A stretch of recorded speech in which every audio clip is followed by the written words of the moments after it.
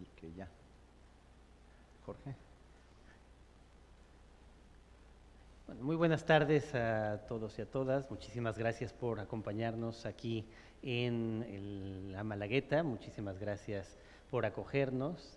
Muchísimos saludos también a quienes nos están viendo ahora en streaming. Gracias por su presencia. Con esta actividad estamos iniciando nuestro Festival Verdial, fiesta de las letras y la cultura iberoamericana.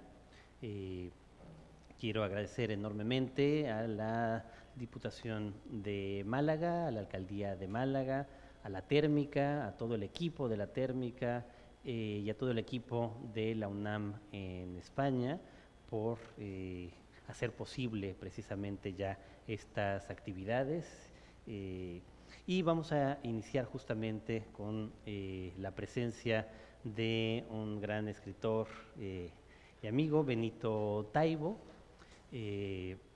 Benito es justamente también con el espíritu en alguna medida que tiene Verdial, este espíritu que proviene de llamar al festival en torno a las aceitunas de la zona o a la música de la zona, pero también pensábamos sobre todo en lo verde y en cómo reverdece la cultura aquí, en poder estar también trabando contacto entre las dos orillas y los viajes de ida y vuelta. La familia Taibo llegó desde Asturias a México hace una generación anterior a la de Benito, de tal manera que estamos otra vez en uno de esos caminos de ida y vuelta. Y ya la radio pública que tenemos en la Universidad Nacional Autónoma de México. Es poeta y narrador y sobre todo también ha sido un gran divulgador de la lectura. Entre sus obras destacan en la parte de poesía 7 primeros poemas, Vivos y suicidas, Recetas para el desastre y de la función social de las gitanas. Y ha publicado un conjunto de novelas que lo han convertido en uno de los autores más apreciados por los jóvenes en México. Benito genera un frenesí en México parecido al de Shakira o al de Rosalía, con multitudes yendo a pedir sus firmas. Esas novelas, algunas son Polvo, Persona Normal, que ha tenido un enorme éxito, Querido Escorpión, Desde mi muro, Cómplices, Corazonadas, Mundo sin dioses, de los que ha hecho 3 volúmenes, y Caos y Destino, que es su libro más reciente, aunque este pasar inadvertido de poemas también lo es. Benito no necesitaría más que eso para charlar aquí con nosotros a lo largo de unos cuantos minutos en torno justamente a una de sus grandes pasiones y que ha compartido con esta multitud de jóvenes en muchas partes del mundo, que es leer es resistir. Benito, muchísimas gracias y bienvenido. Querido Jorge, un inmenso privilegio estar en Málaga, estar con ustedes en este edificio que me encantó. La verdad es que es precioso y me encanta que no haya toros y que sí haya letras. Eso me parece doblemente maravilloso. Sí, generalmente doy charlas de fomento a la lectura entre jóvenes. Ha sido una vocación en los últimos, pues ya casi 20 años de mi vida, porque estoy convencido de muchas cosas. Así que si me permiten, gracias por la presentación, querido Jorge. Permítanme presentarme yo mismo. Me llamo Moby Dick. Se nota de lejos, ¿sí? No soy una ballena, soy un cachalote. Viajo por el mundo tranquilamente, a pesar de que me persigue constantemente el capitán Ahab, al cual sin querer le comí una pierna y tiene deseos de venganza y de matarme. Ha ofrecido un doblón de oro a aquel que me divise y me mate, y entonces, bueno, es una guerra intestina terrible entre los dos y no sabemos cómo va a terminar esto. Me llamo José Arcadio Buendía. Vivo en Macondo, ese lugar que se llena de mariposas amarillas constantemente, donde hay bestias feroces que habitan en pantanos, ponzoñas terribles, males que hacen que perdamos el la memoria y tenemos que andar poniéndole nombre a las cosas para poder recordarlas. Me llamo Wendy. Fui invitada por Peter Pan a vivir una vida maravillosa y llena de aventuras en un lugar llamado Nunca Jamás, donde hay hadas pequeñas que ponen un polvo blanco sobre tu cabeza y puedes volar. Hay tribus de indígenas que danzan alrededor de las fogatas a la luz de la luna, invocando a sus espíritus. Sonaba maravilloso, pero la verdad es que Peter Pan lo único que pretendía es que yo fuera la mamá de los niños perdidos, y me rehúso absolutamente a ser mamá de nadie. Tengo decisión sobre mi vida, sobre mi cuerpo y sobre mi espíritu, y agradecemos enormemente a la queridísima Lidia Cacho, y seré millones. Me llamo Oliver Twist, me llamo Sancho Panza. Nunca podría con este cuerpo ser Don Quijote, a lo más que puedo aspirar es a ser Sancho Panza. Me llamo un montón de personajes de la literatura, y me llamo Benito, tengo 62 años por fuera, cada vez lo siento más, sobre todo esta necesidad de ir al baño muchas más veces de las que yo quisiera todo el tiempo. Entonces siempre ya sé dónde está el baño, lo cual me deja muy tranquilo. Por dentro sigo teniendo 17, pensando en lo que pensaba, creyendo en lo que creía, amando lo que amaba. Y lo que soy un lector que un día se atrevió a dar el salto al vacío. Tomás Eloy Martínez, el escritor argentino, lo decía mucho mejor que yo. Somos lo que hemos leído, o por el contrario, seremos. Un día a los 12 años fui obligado, como fueron muchos obligados a mis 12 años, estoy hablando del año 1972. Cuando hablo con los chicos jóvenes me miran como si viniera en la máquina del tiempo de H.G. Wells. Cuando digo 1972 se miran unos a otros como diciendo, ni siquiera nuestros papás habían nacido. Y yo estaba ahí y y a los 12 años había leído la Ilíada, la Odisea, el Cantar del Mío Cid en castellano antiguo, y todavía tengo feroces pesadillas al respecto. El libro, por obligatoriedad, destruyó a muchas generaciones, por lo menos en México. Esos chicos de 12 años que tuvieron que leer esos libros obligatoriamente y luego hacer resúmenes. Yo tenía una enorme ventaja con respecto a los resúmenes. Mi padre había cargado en la biblioteca que metieron en el barco cuando se fueron todos a vivir a México, su biblioteca, la biblioteca familiar. Y en la biblioteca familiar había 2 tomos que tú vas a recordar, Jorge, Los 1000 libros, editados por Aguilar, si no mal recuerdo. Los 1000 libros eran 2 tomos maravillosos que contenían el resumen de los 1000 libros más importantes de la historia. Entonces, mis amigos no tenían los 1000 libros y yo sí, así que los resúmenes los podía hacer de una manera mucho más, hasta que un día papá se dio cuenta y escondió los 1000 libros. Entonces dejé de tener la oportunidad. Pero en ese tránsito un montón de amigos míos no pudieron ser lectores, porque esa obligatoriedad los empujó fuera del mundo de la literatura. Textos a los cuales no entendíamos, no podíamos asirlos, etc. Y bueno, a los 12 nos pidió el maestro de literatura leer Guerra y Paz. Llegué con papá y le dije, tengo que leer al señor Tolstoy. Papá me miró como si fuera yo un marciano y me dijo, tienes que leer a Tolstoy. Sí, me lo dio, lo abrí por la última página, obviamente, tenía 862 páginas, jamás lo voy a olvidar. Tenía que leer 116 páginas por día y luego escribir un resumen. Y me pasó lo mejor que le puede pasar a un preadolescente de 12 años al cual obligan a leer Guerra y Paz. Al día siguiente amanecí con hepatitis. De ninguna manera quiere decir que Tolstoy provoque hepatitis, y sin embargo, de verdad fue lo mejor que me pasó, porque me puse amarillo, como las circunstancias lo ameritaban.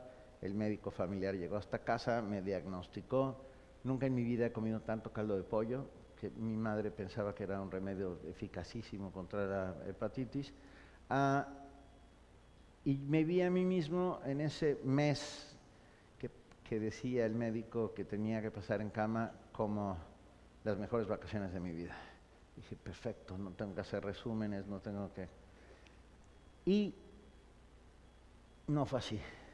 Al tercer día yo estaba aburrido como una verdadera ostra y apareció junto a mi cama un tomo de pastas amarillas que jamás olvidaré, que era El sabueso de los Baskerville, de Sir Arthur Conan Doyle. Nadie me dijo nada, lo tomé, comencé a leer. Yo tengo un acta de nacimiento que dice claramente y que está sellada y con todos los rigores de la ley, que nací el 31 de mayo de 1960, pero tengo otra acta de nacimiento que no existe en ningún sitio, que está solo dentro de mi cabeza, que dice que nací como lector en abril de 1972. Fue papá el que, sin alevosía ni ventaja, puso el libro junto a mi mesita y dejó que sucediera este milagro laico y espectacular que solo sucede cuando el libro y el lector se encuentran sin que haya intermediarios nefandos de por medio. Y fue así, me volví loco, me metí en las callejuelas oscuras del Londres victoriano, me metí en la piel de ese personaje extrañísimo que era capaz de, con una sola mirada, decir, tú vienes de Málaga. ¿Es así? ¿Viste? Holmes podía hacer eso. Y lo sabía porque esa arena que traes en los zapatos solo la hay en la térmica. Entonces, Holmes podía hacer esas cosas. Yo creía que yo podía, pero sí puedo. O sea, gracias a Holmes puedo. Experto en cenizas de tabacos, en insectos extraños, morfinómano sin que se contara, porque luego se convirtió en un ídolo de no solo las juventudes, sino del mundo entero, en el momento en que, paréntesis, jamás dijo elemental, mi querido Watson, eso es un invento del cine, nunca lo dice en los 57 textos en los que aparecen las aventuras de Holmes. Yo tengo la impresión de que aparece por primera vez en una película de Basil Rathbone, y no sé, algún guionista de Hollywood le pareció que era poco importante el papel de Watson, entonces que había que darle cierto lustre. Curioso, me enamoré de Holmes, me enamoré de Los Incondicionales de Baker Street, este grupo de jovencitos que lo acompañaban a todos lados y que se convertían en sus ojos y en sus oídos, y que podía, gracias a ellos, desentrañar los más crueles y terribles crímenes de ese Londres terrible. El caso es que me volví loco, me volví lector. 2 días después, yo saqué el libro de la habitación y apareció 20.000 leguas de viaje submarino de Verne. Y 3 días después apareció Sandokan y los tigres de la Malasia. Y claro, era esa biblioteca llena del siglo XIX, con la cual, y gracias a papá, me volví lector. Pasé 1 mes y medio en cama. Después de esa hepatitis que duró muchísimo, intenté que me diera hepatitis por todos los medios posibles otra vez. Besé a gente con hepatitis, pero no da 2 veces, solamente da 1, no hubo posibilidad. Pero yo daría parte de mi vida para poder repetir ese mes y medio en el que los libros y la lectura vinieron a iluminarme, a levantarme, a hacerme otro, a mirar con otros ojos, oír con otros oídos, besar con otros labios, palpitar con corazones diferentes. 1 año y pico después, ya siendo un lector, leí al señor Tolstoy, le pedí disculpas por haberlo tratado un poco mal, pero lo tuve que volver a leer a los 25 y lo tuve que volver a leer a los 50, y es ahora, a los 62, cuando realmente me queda mucho más claro las intenciones de Tolstoy que a los 12 o a los 20 o a los 50, porque un lector se va haciendo en el camino. Pero en el principio, cuando uno se hace lector, lo que hace es juntarse con otros tan raros como uno mismo, con otros lectores, con otros que compartan gustos, aficiones, formas de mirar. Y bueno, eso hice, me junté con otros tan raros como yo mismo. A los 13 y pico fui con papá. Le estoy contando mi historia de lectura porque es una historia compartida, es una historia que muchos de nosotros tenemos y que se parece un montón de muchas maneras. Fui con papá, le dije, ya sé qué quiero ser en la vida. Papá tenía grandes dudas acerca de mi destino manifiesto y le dije, quiero ser lector. Me miró de arriba abajo y me dijo, lo lamento, pero no, tienes que encontrar algo de que de eso no se puede vivir. Me fui y volví un rato después a decirle, ok, ya sé qué quiero ser en la vida, quiero ser escritor. Y papá me miró de arriba abajo y me dijo, de eso tampoco se puede vivir. Y sin embargo, es lo único que he sido desde entonces y hasta ahora.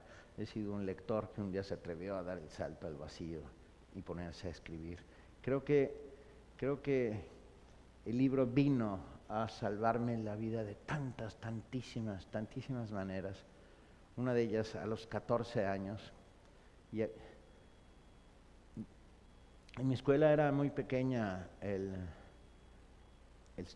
patio central y había una cancha de básquetbol muy corta, en la cual todos los jugadores de básquetbol eran altos, rubios, guapos y de ojos azules, o por lo menos eso creían ellos, y todas las chicas babeaban por los jugadores de básquetbol y los lectores babeaban por las chicas que babeaban por los jugadores de básquetbol. Y era un babeadero espectacular. Y había particularmente una chica a la cual yo babeaba más que con las demás chicas, que se llamaba Gaby, que flotaba, no caminaba. Y yo babeaba detrás de su flote y de los efluvios a un perfume que ya no existe, que se usaba, que se llamaba Joy. Jamás lo voy a olvidar. El tema es que logré, en medio de una jugada de básquetbol en que ella estaba mirando al novio que jugaba, logré acercarme lo suficiente a ella, como le pregunté un par de cosas, jamás me miró. Las diosas no miran a los mortales, o por lo menos, o si los miran es con malas intenciones, con ganas de matarlos. Pero cuando llegué hasta ella, le dije al oído, y jamás se me va a olvidar, ven mi amor a la tarde de la nieve y siéntate conmigo a ver el viento. Aunque no estés, mi solo pensamiento es más contigo el viento que va y viene. Tú no te irás, mi amor, aunque lo quieras. Tú no te irás, mi amor, y si te fueras, aun yéndote, mi amor, jamás te irías.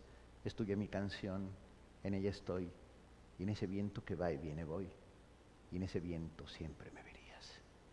Rafael Alberti, muy cerquita de aquí. Y me miró, y entonces descubrí que el libro no solo servía para todo lo que yo sabía que servía, servía para conocer, para comprender, para investigar, para aprender, pero también servía para ligar. Y ese descubrimiento maravilloso me cambió una vez más la vida. Ella dejó al basquetbolista y se fue con Alberti y conmigo. Con lo cual demostré que el libro era el mejor compañero que yo pude haber elegido para siempre. Mi vida de lector es una vida azarosa, compleja, llena de saltos, sin preferencias, pasé del siglo XIX de golpe al boom latinoamericano, porque yo siempre digo, sobre todo a los chicos jóvenes con los que hablo constantemente, no importa por dónde empiecen a leer, tarde o temprano acabarán cayendo en Julio Cortázar. Todos los caminos conducen a Cortázar desde mi punto de vista. Así y haciéndote mirar de una manera diferente. Si quieres platicamos, porque siento... Pero tú puedes seguirte, Benito, pero yo te haré alguna pregunta en algún momento, pero tú síguete. Tengo algunas frases que me siguen y que me acompañan. Una de ellas es: todos los libros son de autoayuda, excepto los que dicen autoayuda en su portada. Esos son un acto de cinismo. Creo que puedes aprender que la literatura está ahí, como bien decía Fernando Pessoa, porque el mundo no basta, porque la necesitas como un enriquecedor, o como decía el poema de Luis Ríos, otro trasterrado, hablando de trasterrados. Mi casa estaba llena de poetas, o sea, de poetas que me hicieron inevitablemente acercarme al mundo de la poesía. Luis Ríos, Ángel González, León Felipe, los poetas del exilio español que se convirtieron en parte de nuestra familia por interpósita persona, aunque no estuvieran, estaban Luis Cernuda, Pedro Garfias. Bueno, mi madre se sabía poemas larguísimos de memoria, larguísimos, y el romancero gitano completo, de memoria, y lo soltaba de repente con... Mi madre era asturiana y no imitaba el acento andaluz, pero le salía el duende cuando decía el romancero gitano, y parecía que podía haber sido fácilmente andaluza, y no saben cómo lo agradecía yo.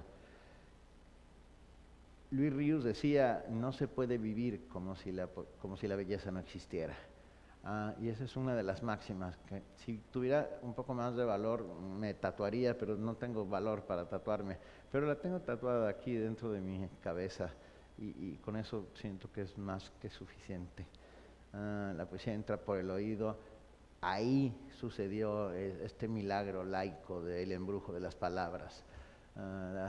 Todo el siglo de oro, toda la generación del 98, del 27, y luego se añadieron los mexicanos, los estridentistas, los contemporáneos, la generación del medio siglo, la generación de la poesía social de española. Estoy pensando en Blas de Otero, estoy pensando en Gabriel Celaya.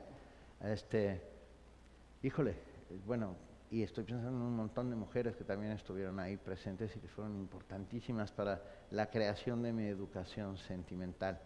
Intento transmitir toda esta lógica y esta forma de mirar a los jóvenes con los que hablo constantemente. Voy por la vida dando conferencias de fomento a la lectura, contando como el libro, es este instrumento espectacular y civilizatorio, al cual hay que perderle el miedo, hay que dejarlo de ver como un objeto reverenciado y intocable.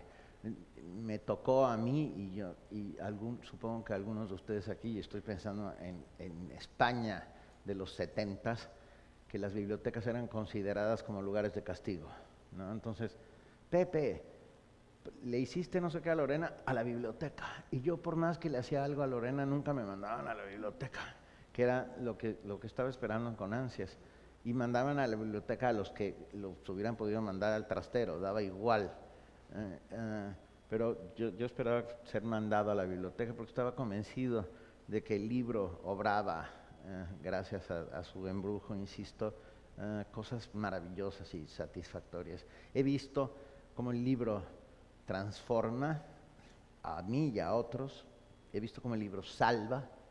Creo que el mejor ejemplo de salvación por medio del libro es mi amigo José, que era panadero y que venía todos los días, y esto voy a hacer una referencia extrañísima, desde Cuautitlán a trabajar a la Ciudad de México. Esto significa 2 horas en un autobús. Es como ir hasta, desde aquí, no lo sé, lejos, 2 horas. Bueno. Y entonces él salía todas las Casi a Madrid en el AVE. Casi a Madrid en el AVE, sí. Lo que pasa es que un camión guajolotero mexicano, no sé, y el AVE es como, no sé, son 2 aves distintas. Son completamente distintas. Y el día que descubrió la lectura, bueno, su vida cambió, entonces esas 2 horas las pasaba leyendo. Y yo pasaba a la panadería donde trabajaba y le daba libros de vez en cuando. Y un día me dijo, ¿tienes la Ilíada? Y se la llevé al día siguiente y le llevé la Ilíada, pasta dura, una edición súper bonita. El tema es que un día venía bajándose de ese autobús en el amanecer naranja de la Ciudad de México por efecto de la contaminación, cuando lo asaltaron en la parada del camión. Y él había metido la Ilíada aquí atrás y le dieron un navajazo en la espalda y le dieron a la Ilíada. Y es ahí donde demuestro tácitamente que los libros salvan la vida de las personas. Al talón de Aquiles. Le dieron al talón de Aquiles, justamente. Y a él no le pasó nada. El libro sirve eso como arma arrojadiza en caso de ser necesaria, pero sobre todo como vehículo de transmisión de conocimiento, de amor y de pasiones. Es el mejor y más bello compendio. Y he escrito mucho para jóvenes porque estoy convencido que en las arcas de la fantasía se encuentran las herramientas para enfrentar a los monstruos de la realidad. Y me han demostrado fehacientemente los chicos jóvenes que así es, que encuentran una forma, un modo, un camino hacia sí mismos, hacia el interior. También me preguntan constantemente qué deben de leer los jóvenes y yo invariablemente contesto que deben leer lo que les dé la regalada gana y que somos los padres de familia, los que hacen fomento a la lectura, los escritores los que debemos aprender a leer con los ojos de los adolescentes, como debieron haber aprendido nuestros mentores y tutores a leer con nuestros ojos y tendríamos menos traumas de los que tenemos pues, de muchas maneras. Por eso hago un homenaje al señor Freud y a Pink Floyd, porque cuando yo oía Pink Floyd, los chicos, los padres, algunos padres les dicen a los chicos, ¿qué es eso que estás oyendo? Y el que no lo entendamos no quiere decir que no funcione o que no sirva o que no sirva para la creación de la propia educación sentimental de los jóvenes. Un poco de eso versa todo esto. Sí. Benito, gracias por todas estas palabras, confesiones, reflexiones en torno a tu carrera de lector. Y justo como tú has convivido tanto con jóvenes, quisiera hacerte unas preguntas que van desde luego hacia ese lado, tú que los has tratado tanto, ¿no? Jóvenes, quiero decir, Benito trabaja con jóvenes desde apenas salidos de la primaria en adelante, entonces digamos desde 12, 13 años en adelante, ¿no? Lo primero, contabas cómo la educación formal a lo que enseña sobre todo es a odiar la lectura. Yo lo recuerdo igual, a mí mi maestro, en vez de decirme que leyera a Tolstoy, que tal vez hubiera estado mejor, me decía lo que teníamos eran Los bandidos de Río Frío, una novela decimonónica mexicana que tiene la misma extensión que Guerra y Paz, sí. Y nos obligaba el maestro a leerla y luego nos hacía un examen en donde preguntaba cosas como ¿de qué color era el caballo del personaje que sale en el capítulo 14? Entonces, algo que solo provocaba odio a la lectura y ningún placer. Entonces, una cosa que te pregunto es, ¿la educación formal, por lo que has visto, por lo menos en México, sigue haciendo esto? Y segunda pregunta, que es tal vez más interesante que nos cuentes, y si sigue haciéndolo, porque yo lo he visto un poco con mis hijos también, sí. Si lo sigue haciendo, ¿cómo transformar a esos chicos a los que ya se les enseñó a odiar la lectura? Tuviste la fortuna, digamos, de tener hepatitis y a tu padre, igual que yo tuve la fortuna de tener a mi padre, había muchos libros y finalmente alguno aparecía. Pero si no, ¿cómo curas, cómo alivias ese odio hacia la lectura que desata la obligatoriedad con la que se imparte en las escuelas? Sí, es muy curioso, ha habido yo creo que dos fenómenos en los últimos 10 años que han sido radicales para la transformación de este odio. Uno de ellos es el fenómeno booktuber a principios de los años 2010. En 2010, ustedes han oído hablar de YouTube. Suceden cosas, la verdad es que yo conozco muy poco lo de YouTube, pero hay desde perros bailarines a esquiadores en nieve, a pornografía, por supuesto, hay de todo ahí metido. Y de repente aparecieron a finales de 2010 un grupo de jóvenes muy jóvenes, de 16, 17 años, sobre todo de Monterrey, Nuevo León, el norte de la ciudad del país, ¿qué estoy diciendo? El norte del país, en que de repente aparecían frente a cámara y decían, hola, me llamo tal, y te vengo a decir que leí. Es que pasó de todo, fue muy curioso, pero que leí Oliver Twist y que me pareció una joya, por esto, esto y esto y esto. Y creo que dieron en el blanco en el sentido de la utilización de las plataformas digitales a las cuales las nuevas generaciones estaban mucho más acostumbradas y que veían en ello un reflejo de sus propios deseos y angustias y maneras de ver. Y se convirtió en un fenómeno y los chicos empezaron a acercarse al mundo del libro y la lectura gracias a estos otros chicos que les hablaban de tú a tú, de frente, desde sus adolescencias, con sus miedos, con sus pieles, con todo lo que tenían ahí. Ahí fue un momento de quiebre en el que los chicos empezaron a leer por gusto y no por obligación. O olvidaron los libros que por obligación se sigue haciendo, aunque tendré que confesar que ha cambiado mucho el tema de los libros obligatorios, sobre todo en la educación secundaria. Ya se toman muchas mejores decisiones en los colegios de maestros. La Secretaría de Educación Pública era la que a mí me hizo leer a Tolstoy a los 12 y leer al mío Cid a los 12. Ahora en los colegios los profesores toman colegiadamente, y perdón por la decisión, junto con los alumnos de qué son lo que van a leer. Este fue un fenómeno. Y la pandemia generó un nuevo fenómeno curiosísimo, que fue gracias una vez más a las redes. Por eso hay que no tenerle miedo a las redes, ni a la internet. Entonces yo siempre comparaba el internet con un martillo y en la pandemia me acabó dando la razón. Con un martillo tú puedes matar a martillazos en la cabeza a tu mujer o colgar una reproducción de Van Gogh en la casa, en tu casa. Y digo una reproducción porque si tienes un Van Gogh original no lo cuelgas tú, lo cuelga alguno de tus empleados. Y la pregunta ¿es el martillo el responsable de la destrucción o de la creación de belleza? Y la respuesta es obvia, que es no. Es exactamente lo mismo que pasa con el Internet.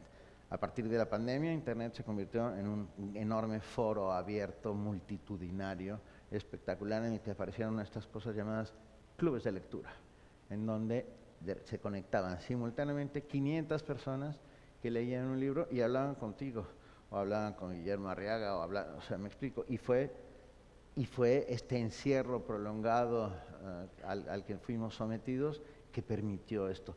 Y bueno, los chicos jóvenes, una vez más, encontraron ahí esta tabla de salvación para ese inminente naufragio que significaba el estar encerrados tanto tiempo. Ha cambiado mucho. ¿Sabes dónde se nota, Jorge? Muchísimo en las ferias de libro. Piensa en una gran feria de libro, estoy pensando en Liber, en la feria que sucede simultáneamente en Madrid, no, un año y un año, ¿no? Madrid y Barcelona. Hace 10 años, padres, madres, abuelas, como usted, como yo, iban con los chicos llevándolos a comprarles un libro. Y hoy son esos chicos los que llevan al padre y la madre a conocer a ese autor. ¿Por qué? Y esto es muy curioso. A pesar de todo lo que digo de quitar el halo reverencial del libro como objeto cultural, se ha vuelto de nuevo un objeto de culto para estas nuevas generaciones, con la lógica del coleccionismo. Y es muy curioso. Los chicos jóvenes están acostumbrados a las colecciones, como nosotros estuvimos acostumbrados a las estampitas de los álbumes que había que llenar. Bueno, ahora ellos, de manera, el mundo Marvel, todo un apasionante coleccionismo alrededor de las figuras llamadas Funkos, no sé si han oído hablar de eso, en España supongo que sí. Sí, sí. Bueno, etcétera, etcétera.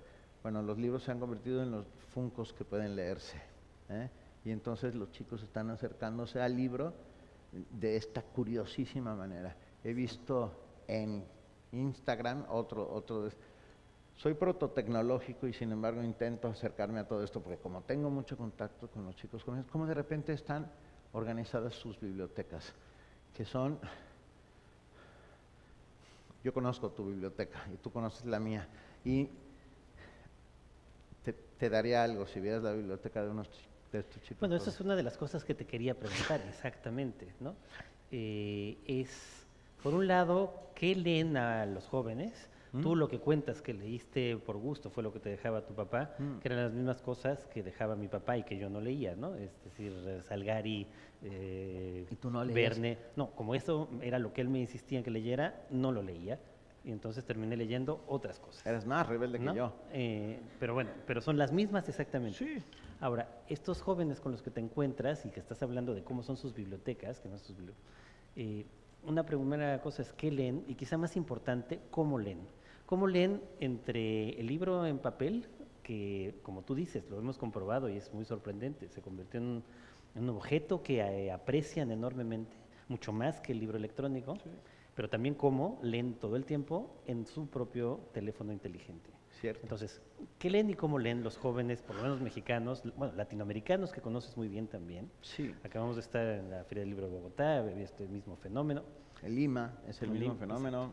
Buenos Aires es el triple de fenómeno. Exacto. ¿Qué leen?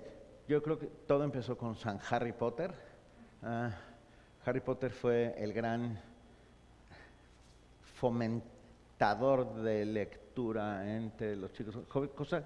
Cosas que no logramos hacer los que fomentamos al libro y la lectura, Harry Potter las logró. Acercar a este universo paralelo y extraño que tenía toques medievales, toques góticos, toques de fantasía, toques de ciencia ficción, a chicos de 10, 12 años que se leían unos tomos de 800 páginas que de otra manera jamás hubieran podido acercarse a ello. Yo creo que Harry Potter fue uno de los grandes detonantes y que abrió el camino hacia la fantasía. Algunos tuvieron muy buena suerte y avanzaron hacia la fantasía cincuentera, sesentera.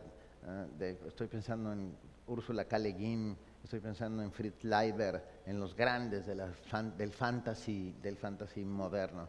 Otros tuvieron menos suerte y llegaron a Crepúsculo, y perdón que lo diga así, pero no concibo un hombre lobo lampiño, me parece una imbecilidad de proporciones inenarrables. Y sin embargo acabarán llegando a Cortázar, porque cuando uno se vuelve lector, y digo Cortázar igual que puedo decir, tú lo sabes, montones de autores, te vas volviendo más exigente. ¿Qué leen? ¿Qué están leyendo? Están leyendo mucha fantasía. Por eso decidí escribir un fantasy en 3 páginas, en 3 tomos. Rápido fantasy. Sí, un fantasy instantáneo. Para TikTok. Estaría muy bien, ¿eh? Un fantasy en 3, utilizando todas las convenciones del género del fantasy que yo leí a los 16. Yo tuve la enorme fortuna de tener la biblioteca no solo familiar de todo el siglo XIX, sino la biblioteca de mi hermano. Y la biblioteca de mi hermano estaba llena de ciencia ficción que solo se podía conseguir en España, que en México era inalcanzable. Roca, había unas joyas impresionantes que solo llegaban vía las maletas que mi hermano traía una vez al año desde Asturias. Están leyendo mucha fantasía, están empezando, esos con los que yo empecé a hacer fomento a la lectura hace 15 años, se están acercando al boom latinoamericano, al crack.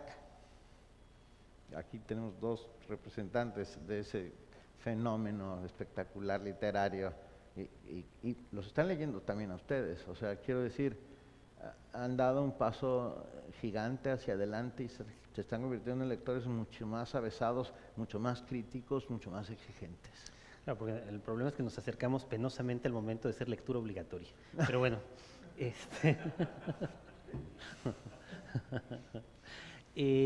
una última pregunta mía y luego si hay alguna pregunta de quienes están aquí presentes con nosotros. Una pregunta que está siendo transversal, va a estar en muchas de las mesas de Verdial a lo largo de estos días en varios lugares de la provincia, que tiene que ver con la inteligencia artificial.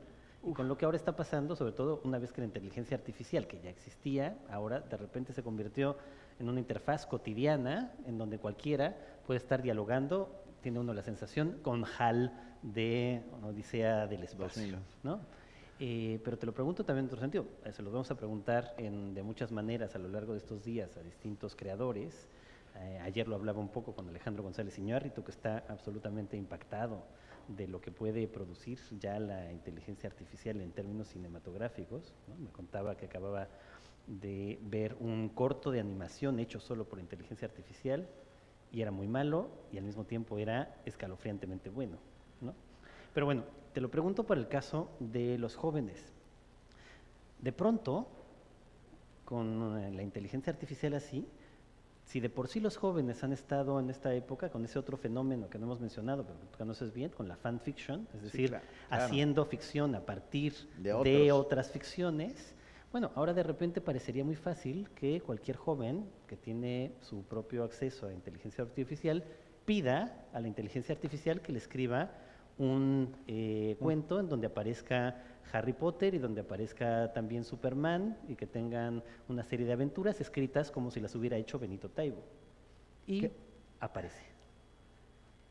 ¿Esto te parece, digo, no es nada descabellado, pero lo pregunto No. es, ¿te parece inquietante? ¿Qué crees que va a pasar? ¿Cómo lo ves tú conociendo a los jóvenes como los conoces?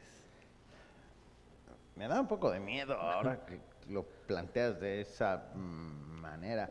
Recuerdo el cuento de los hermanos Stugarsky, un cuento soviético, que no ruso, soviético de los años 50, en los que se creaba la supercomputadora, ¿no? Entonces, alimentada con todas las bibliotecas del mundo, con todas las inteligencias del mundo, con todos los idiomas del mundo. Bla, bla, bla. No, hay algo de borgiano en esto. O sea, Hay, sí, sí, claro, sí. mucho de borgiano. Sí, sí. Y le tocaba al científico jefe de esta misión de construir esta suerte de arca de Noé del pensamiento, hacer la primera pregunta.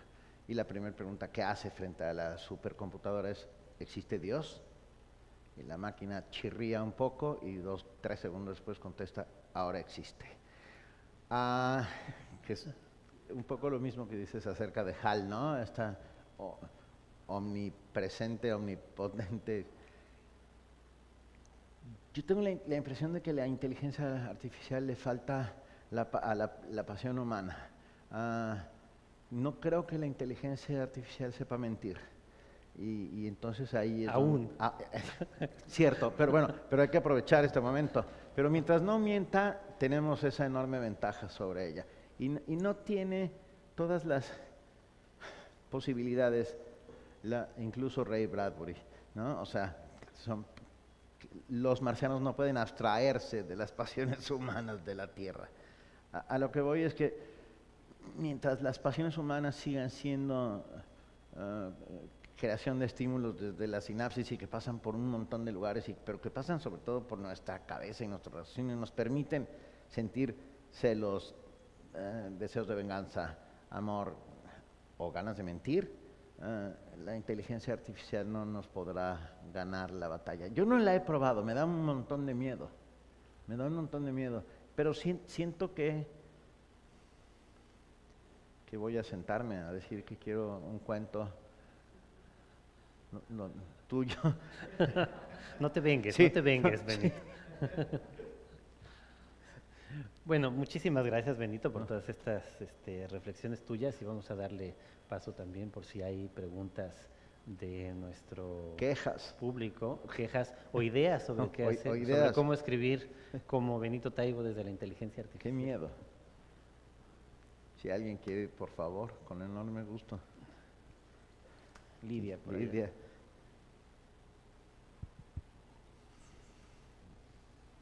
Bienvenido a nuestra tierra, bienvenido a Málaga. Tengo varias preguntas. Bueno, ¿dos?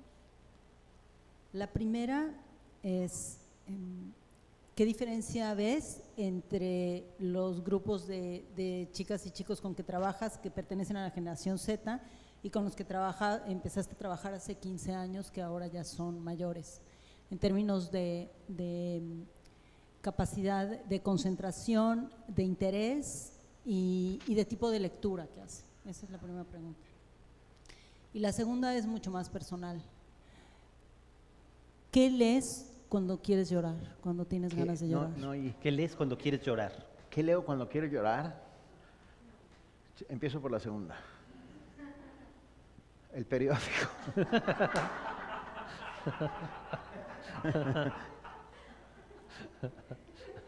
En este mundo oscuro y terrible, o sea, con que leas el periódico te pones a llorar, aunque no quieras.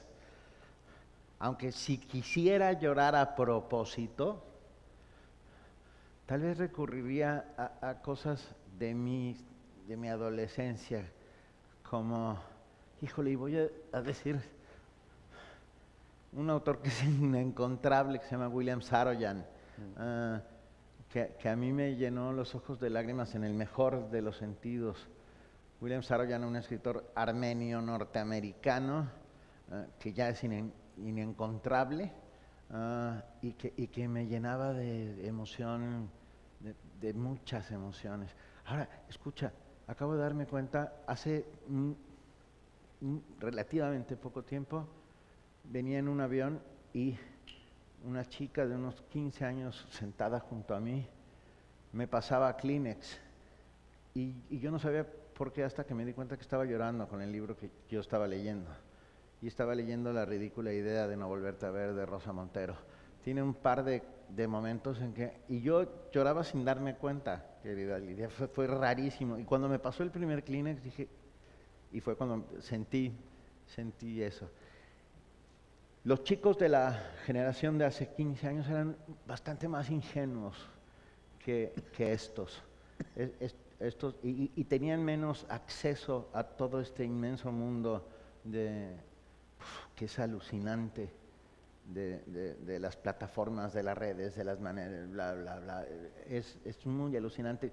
Tuve una conversación muy divertida hace algunos años, hace como 3 años, con un maestro de una preparatoria en Guadalajara, en donde la FIL Guadalajara hace constantemente esto de mandarnos a todos nosotros, los autores, los amigos, a las preparatorias y a las escuelas. Aquí pasará lo mismo. Aquí pasará lo mismo, que venga, qué bien, eso no sabes qué gusto me da.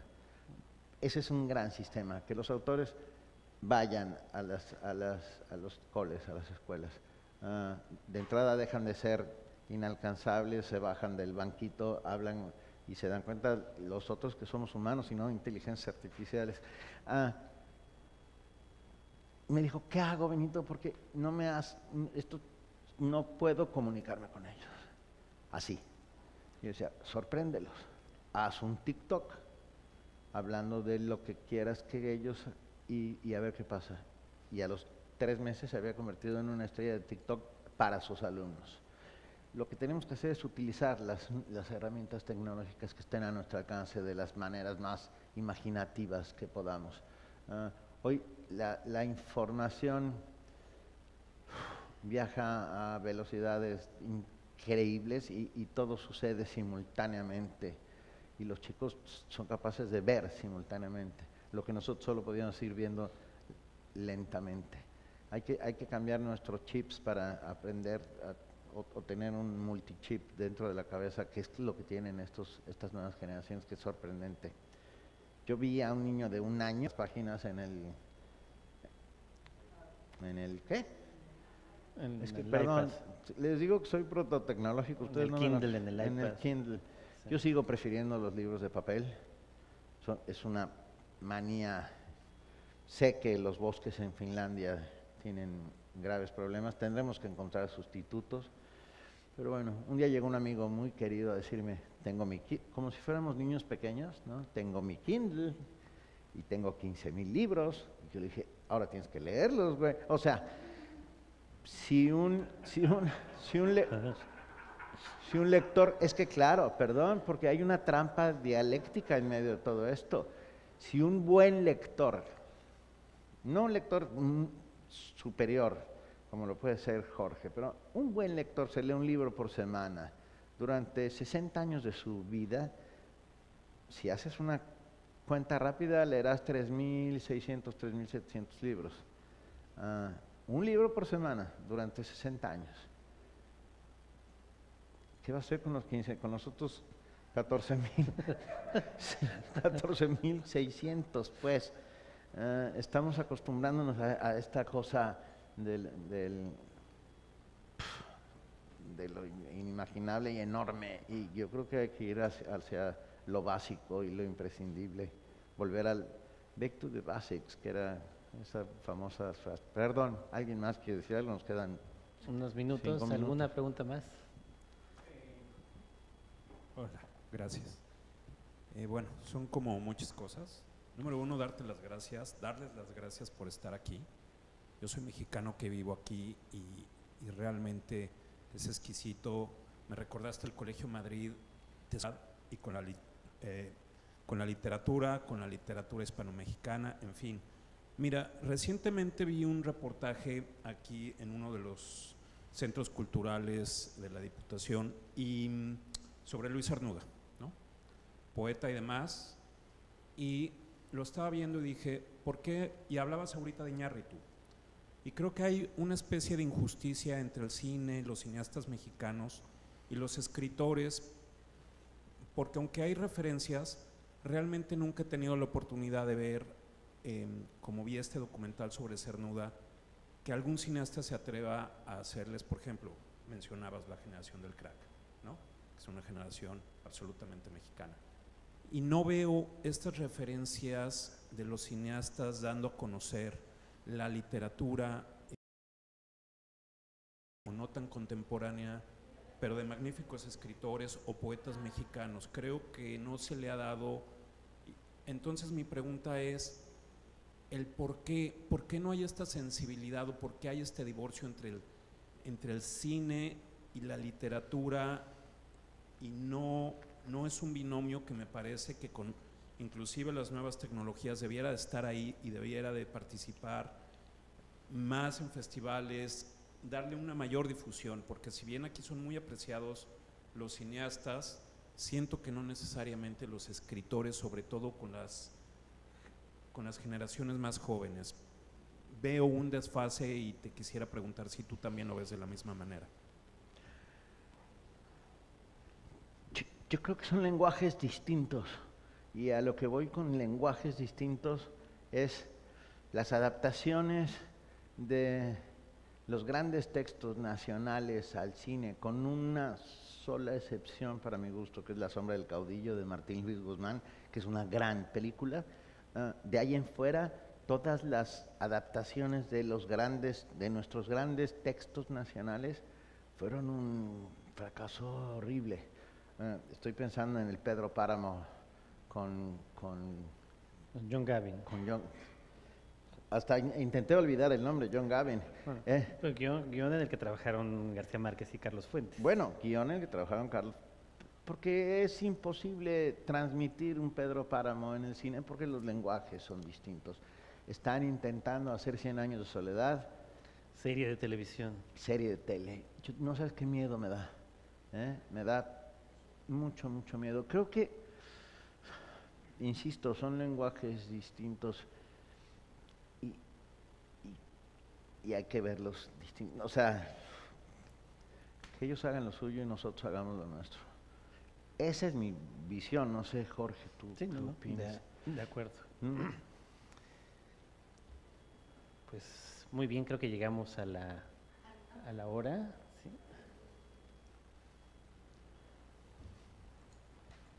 Muy breve, que ya estamos casi sobre la bocina. Muchas gracias, Jorge, muchas gracias, Benito, por este rato delicioso.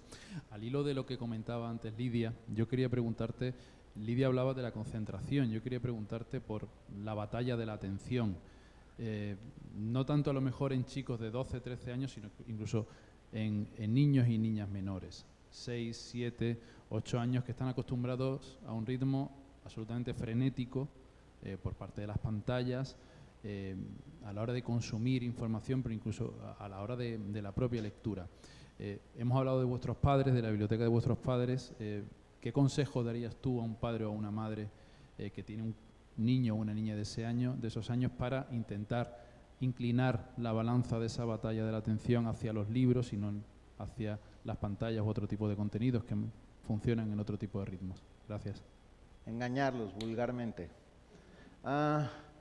Utilizar trampas. Yo lo hice y vi cómo funcionaba. Estás leyendo y de repente te empiezas a reír. El niño está con un teléfono en la mano, ¿no?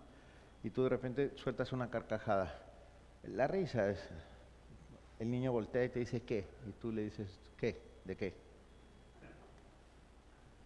Picar la curiosidad. Somos animales, los seres humanos somos animales curiosos por excelencia.